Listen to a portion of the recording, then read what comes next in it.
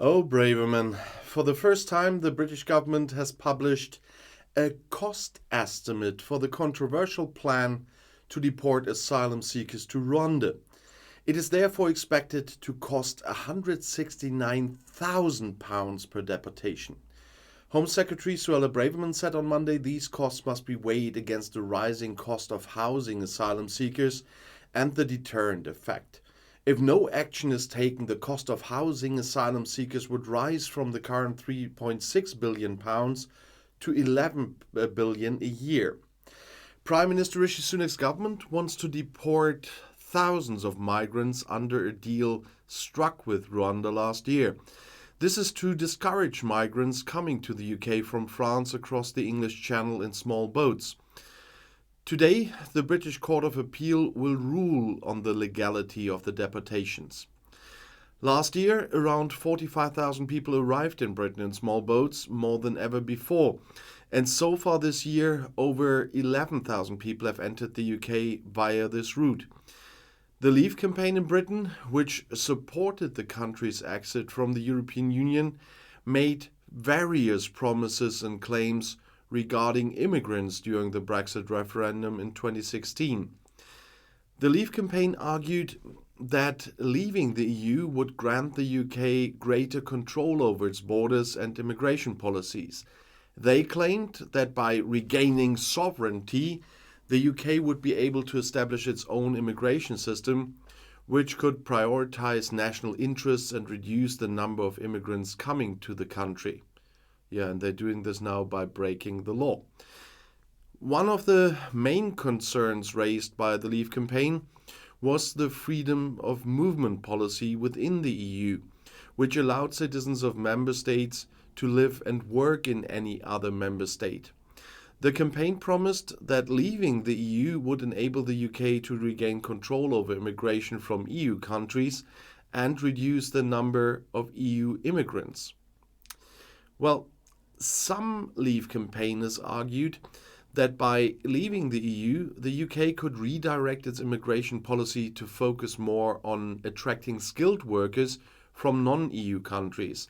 They suggested that by having an independent immigration system, the UK would have the flexibility to establish its own criteria for accepting immigrants based on skills, qualifications, and economic needs. And the Leave campaign claimed that leaving the EU would relieve the UK of certain financial burdens associated with EU membership. They argued that by reducing immigration, the strain on public services such as healthcare and education would decrease, thus resulting in cost savings for the government. We've seen how well that worked. But also on other fronts, the current developments after Brexit in the UK are not looking like the wonderful promised unicorn land. Brutal criticism from the media and members of the conservative government factions, serious doubts from experts, at best half-hearted support from the government is there. After the unexpectedly large interest rate hike last weekend, the Bank of England was in crossfire of criticism. The Responsible Monetary Committee, headed by Bank of England Governor Andrew Bailey, decided on Thursday to increase the rate by 50 basis points. You might have seen my video on this. The new key interest rate of 5%, coupled with expectations of an economic downturn, caused the pound to weaken in the financial markets and record government bond yields. Prime Minister Rishi Sunak said he was 100% focused on the country's economic problems now. The decision of the central bank body was made by 7 votes to 2. Led by the governor, the majority agreed that the stubbornly high inflation had to be tackled at last. The 2 dissenters wanted to stay at 4.5% and wait to see how inflation develops over the summer. Like other Western central banks, the Bank of England had for too long underestimated inflation resulting from the COVID pandemic. Since then, the interest rate has risen 12 times, now 13, mostly by 25 basis points. But this time too, the majority of the London financial markets had expected a small step. But increase number 13 was clearer. The decision came one day after the inflation rate for May was published. Against all expectations, overall inflation stagnated at 8.7%, and core inflation, excluding the highly volatile energy and food factors, even rose to the highest level since 1992. The rate hike is a heavy burden, especially for homeowners with large mortgages. Traditionally, most home loans on the island have been tied to the floating rate, and this has changed over the past 20 years in favor of longer fixed-rate mortgages. Economists estimate the number of households directly affected at 1.4 million. Many other home builders, however, are likely to feel the new maximum rate when their current loan expires. Major mortgage lenders such as NatWest and TSB have announced increases in lending rates. After talks with Chancellor of the Exchequer Jeremy Hunt, the companies also agreed on Friday that borrowers in distress could temporarily limit themselves to servicing the interest accruing. The two dissenters on the interest rate decision received backing from longtime BOE critics such as David Benchflower. The fact that Governor Bailey describes the current level of price and wage increases as unacceptable points to a wrong analysis, says the economics professor and ex-central banker. That's incompetence, he says, because the real wage level is currently at the level of 2007, while companies continue to have record high profits.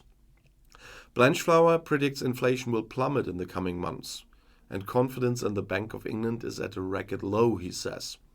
In fact, Bailey and his institution have been in a serious crisis of confidence for months. Last year, he outraged trade unionists by saying that workers should exercise restraint in wage negotiations after years of real loss of income. And in recent months, he has repeatedly been carried away with overly optimistic forecasts, which has upset the financial markets. In May, he had put up with harsh criticism from members of the powerful Finance Committee in the House of Commons. The central bank has a lot to learn, the governor admitted, and described the proven BOE forecast model as broken. The central bank apparently fell asleep at the wheel. That's the belief of influential Tory backbencher John Barron. And ex-minister Jacob Rees-Mogg put it even more brutally. The governor is the highest ostrich with his head in the sand, he said. The Brexit island performs significantly worse in terms of inflation than the comparably large economies in the Eurozone. Germany recorded inflation of 6.1% in May, France 5.1% and Italy 7.6%. And core inflation fell in all neighboring countries except the Netherlands. The statisticians blamed, among other things, more expensive plane tickets, toys and concert tickets for the high value of Great Britain. For Prime Minister Sunak and Chancellor of the Exchequer Hunt, however, statisticians had other gloomy data in store this week. For the first time since 1961, national debt has broken through the sound barrier of 100% of gross domestic product. UK government bonds are higher than in the autumn when Sunak's predecessor Liz Truss spooked markets with a package of unfunded tax cuts. And this makes repaying government debt more expensive. Spain, Italy and Greece are currently paying lower interest rates than we are, emphasizes economist Blanchflower. Politically, the bleak economic and financial outlook is poison for the faltering Conservative government, which has just emerged from the scandal surrounding ex-Prime Minister Boris Johnson. Sunak had made several promises at the beginning of the year, and this included halving the inflation rate to 5.5% by the end of the year and reducing government debt. Both projects stand on similarly shaky foundations as the goal of noticeable economic growth. The central bank's task is to slow down the overheated economy, and it has the job to push through a recession. The opposition is already beating the poor economic situation around the ears of the fifth Tory Prime Minister since 2016. And Labour leader Keir Starmer spoke in the House of Commons of an imminent mortgage disaster and sneered that Sunak was more interested in California's real estate market than domestic problems. That was a reference to the fact that the millionaire ex-investment banker and his very wealthy wife own a mansion in Santa Monica. Around the 7th anniversary of the Brexit referendum last Friday, the voice in the public that consider the EU exit advocated by Sunak to be a serious strategic mistake that is making a decisive contribution to the economic problems are also becoming clearer. A study by the London School of Economics showed last month that the Brexit trade barriers have contributed 8% to the massive increase in food prices by a quarter since 2019. And the emigration of many EU Europeans from core sectors such as gastronomy, retail, and the hotel industry has also led to severe staff shortages, with the result that the remaining employees were able to demand and receive significant wage increases.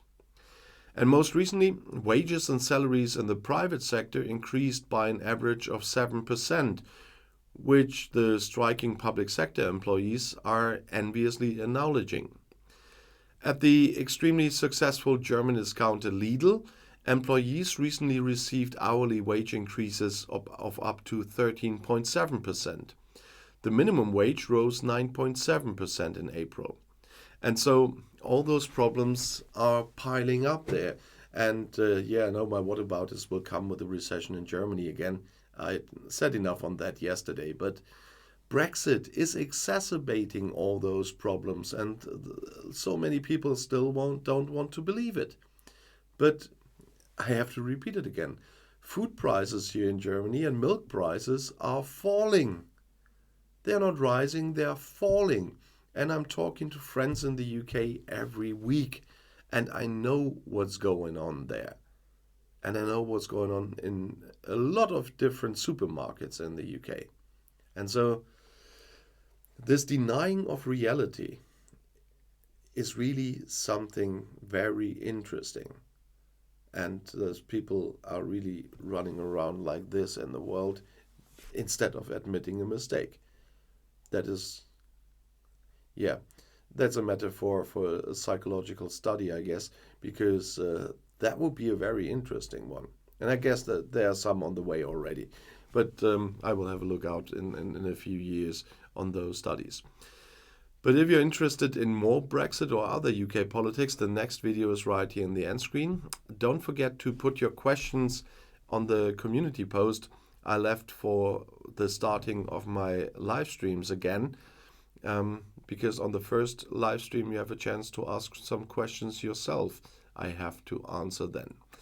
And I'll see you in my next video. I'll be back.